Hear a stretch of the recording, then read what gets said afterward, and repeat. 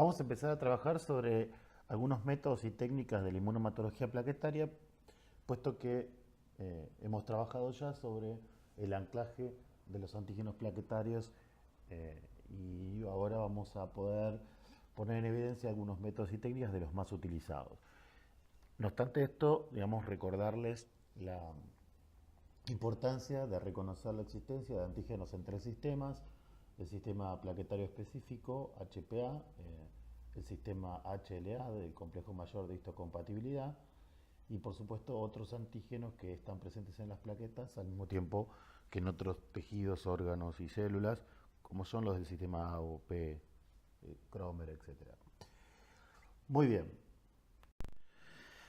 La fenotipificación plaquetaria se utiliza generalmente, digamos, para poder relacionar un evento inmune, a lo inmune generalmente, con la presencia de estos antígenos en el receptor o en el recién nacido, en el caso de una trombocitopenia aloinmune feto-neonatal.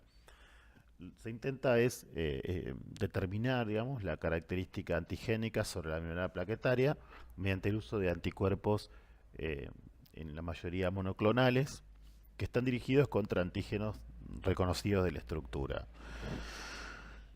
Tiene también aplicación las técnicas de inmunomatología plaquetaria a la investigación de inmunoglobulinas asociadas a las plaquetas in vivo, esto en condiciones de rasgos serológicos de autoinmunidad, pero también, digamos, van acompañados de aquellos procesos de aloinmunidad materna en donde los niños nacen, digamos, con anticuerpos ligados a sus plaquetas. Utilizamos técnicas de investigación de anticuerpos plaquetarios, ya sea para el reconocimiento del isotipo, para la discriminación HPA de la HLA, puesto que en este caso, digamos, la importancia redunda en que en el caso de la refractariedad plaquetaria, la mayoría de los anticuerpos son de naturaleza HLA, y en el caso de la púrpura posttransfusional, otra entidad clínica asociada a la respuesta inmune por las transfusiones, se dan generalmente anticuerpos de naturaleza HPA, plaquetario específico. De modo que la discriminación inicial entre los HPA y los HLA suele ser una primera medida de disquisición. La segunda parte, digamos, tiene que ver con la detección del anticuerpo y finalmente la identificación del idiotipo que está involucrado. En muchos casos, digamos, antes de realizar las transfusiones de plaquetas, ya sean de donante múltiple o de donante único por aféresis, que es lo más común y más saludable, digamos, se emplea, digamos, las pruebas cruzadas de inmunomatología plaquetaria, empleando el suero del receptor y la plaqueta del donante. También, digamos, muchas veces es importante establecer si un sujeto tiene una trombocitopenia asociada a un complejo fármaco glicoproteína en la plaqueta, y si este sujeto se ha inmunizado a este complejo, también se investiga. Entonces hay una investigación asociada a las farmacoterapias, a la inmunidad asociada a las farmacoterapias. Y finalmente, digamos, para poder tener una discriminación en red, digamos, para la mayoría de los planes nacionales de medicina transfusional o de banco de sangre, resulta importante tener genotipado una serie de donantes que son repetidos, altruistas, seguros, para poder rápidamente encontrar plaquetas compatibles cuando sea requerido para un paciente que está aloinmunizado. Estas son las aplicaciones que tiene las técnicas de inmunomatología plaquetaria en la actualidad. Hay algunas otras, como la búsqueda de anticuerpos dirigidos contra los tratamientos con heparina. Bueno, una serie de pruebas que vamos a ir viendo al correr de estos encuentros, pero también es importante responder a las inquietudes que ustedes puedan llegar a tener al respecto. Bueno, las técnicas que están mayormente asociadas a las series, digamos, de lo que venimos mencionando como utilidad práctica para el caso de los métodos inmunomatológicos en plaquetas, son las técnicas de inmovilización específica de antígenos plaquetarios con anticuerpos monoclonales, con algunas modificaciones, algunas variantes dependiendo de la marca comercial que desarrolló el método. y técnicas de adherencia de células rojas a una fase sólida también con ciertas modificaciones. Hay otras técnicas que no vamos a ver ahora, que yo voy a poner énfasis solamente en estas primeras dos, que están vinculadas a las pruebas de linfocitotoxicidad, que nos permiten también medir la fortaleza clínica de un anticuerpo, la importancia, la magnitud clínica de un anticuerpo.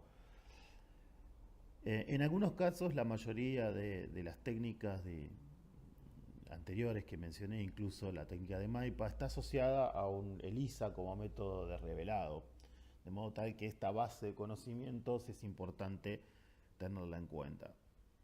También existen pruebas de inmunofluorescencia, donde hay un anticuerpo específico marcado, tiene un revelado importante en la cuantificación de inmunoglobulinas pegadas, pero esto tiene casi, les diría, en la actualidad un uso más industrial, digamos. También ensayos de aglutinación de látex, de muy poca difusión en la actualidad. La citometría de flujo, que también permite la titulación, digamos, y que es un método de mayor sensibilidad para la semicuantificación relativa de anticuerpos. De bajo uso porque se requiere de un citómetro de flujo y en algunos centros esto no es posible.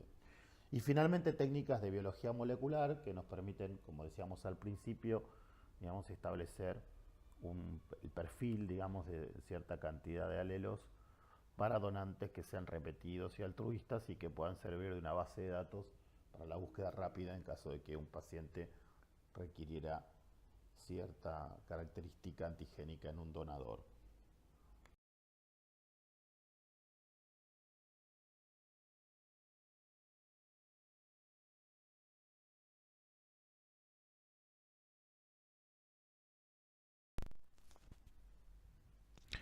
Bueno, vamos a hablar entonces de la técnica de inmovilización específica de los antígenos plaquetarios mediante anticuerpos monoclonales y que luego es revelado por una técnica de enzimo inmunoensayo. Lo primero que nosotros tenemos que pensar es que las plaquetas, como ya decíamos, tienen unas glicoproteínas asociadas a las cuales están ancladas los antígenos de grupos sanguíneos plaquetarios. Cuando una plaqueta tiene un anticuerpo sospechado ligado a la glicoproteína, en esta técnica in vitro, digamos, se añade un anticuerpo monoclonal también dirigido contra la glicoproteína que va a ser, digamos, anclado sobre la misma glicoproteína en donde está el anticuerpo sospechado. Una vez que esto ocurre mediante un proceso de incubación, se produce la lisis térmica de la molécula de glicoproteína que tiene anclado el anticuerpo sospechado y también el anticuerpo monoclonal que nosotros mismos hemos agregado. Este anticuerpo monoclonal que nosotros agregamos puede estar dirigido contra diferentes glicoproteínas. Por ejemplo, la glicoproteína 2B3A, la glicoproteína 1A2A, la glicoproteína 1B9, o, por ejemplo, un anticuerpo anti-beta 2 microglobulina HLA, es decir, ese anticuerpo monoclonal va a darle la especificidad a la técnica. Muy bien, entonces, una vez que hacemos la lisis térmica para que obtener un solubilizado de los anticuerpos y de la glicoproteína, estos anticuerpos son sometidos a la asociación con antiinmunoglobulina que está ligada al fondo de un pocillo. Entonces hay un anticuerpo antiinmunoglobulina ligado al fondo del pocillo que va a tener especificidad por el anticuerpo de origen humano que nosotros teníamos como sospecha.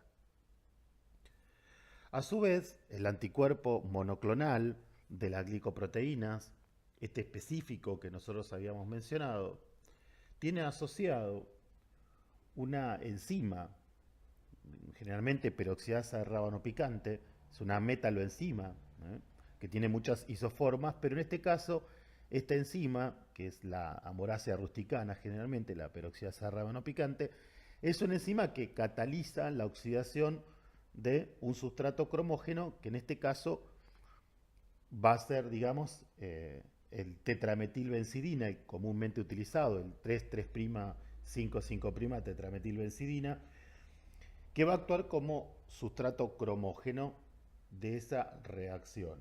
Es decir, vamos a obtener, digamos, un degradado a través de la iluminación para poder observar, digamos, en esa degradación cuánto alcanza de color la actividad en una técnica de revelado fotométrico que utiliza, digamos, para poder estandarizarla, el corte con ácido sulfúrico, y se hace una lectura a 450 nanómetros con un filtro de 450 nanómetros para poder observar cuál va a ser el valor de la reacción. Es decir, lo que nosotros tenemos aquí es un enzima inmunoensayo sándwich que parte de una sensibilización de la glicoproteína por parte del anticuerpo sospechado, que conjuntamente se emplea un anticuerpo monoclonal dirigido contra glicoproteínas específicas que va a tener consigo la enzima que va a catalizar la oxidación del sustrato cromógeno de tetrametilbencidina, y si esto ocurre, digamos, va a haber liberación de luz que, cortada con el ácido sulfúrico, va a permitir ser medida en un espectro de 450 nanómetros. Y vamos a ver si la reacción es positiva o negativa mediante un lector de espectrofotometría.